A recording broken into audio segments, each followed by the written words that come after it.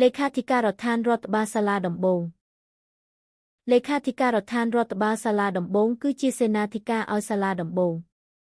ការងារបុគ្គលិករដ្ឋបាលនិងហិរញ្ញវត្ថុការងារគ្រប់គ្រងរដ្ឋបាលតុលាការសម្រាប់ជាជំនួយបច្ចេកទេសដល់កម្មវិធីការងាររបស់សាលាដំបូងនិងឲ្យការសាលាដំបូង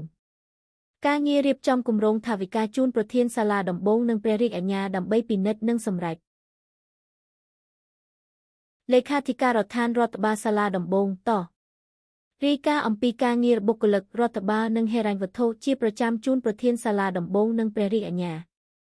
ការអនុវត្តការងារថវិកាតាមគម្រោងដែលបានអនុម័តការងារទំនាក់ទំនងសាធារណៈ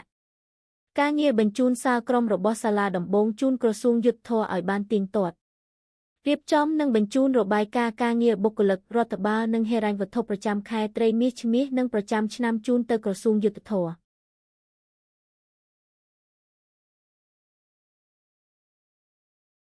លេខាធិការដ្ឋានរដ្ឋបាលសាលាដំបូងតចប់ការងារផ្សេងទៀតដែលប្រធានសាលាដំបូងនិងព្រះរាជអាជ្ញានៃឲ្យការអំសាលាដំបូងប្រគល់ឲ្យអនុវត្តការងារផ្សេងទៀតតាមការកំណត់នៃបទដ្ឋានកយុទ្ធលេខាធិការដ្ឋានរដ្ឋបាលសាលាដំបូងត្រូវបែងចែកជាការិយាល័យតាមចំនួនចាំបាច់ជាក់ស្ដែងការរៀបចំនិងការប្រព្រឹត្តទៅរបស់លេខាធិការដ្ឋានរដ្ឋបាលសាលាដំបូងត្រូវកំណត់ដោយអនុក្រឹត្យតាមសំណើរបស់រដ្ឋមន្ត្រីក្រសួងយុទ្ធភ័ពមាត្រា32ច្បាប់ស្តីពីការរៀបចំអង្គការតុលាការ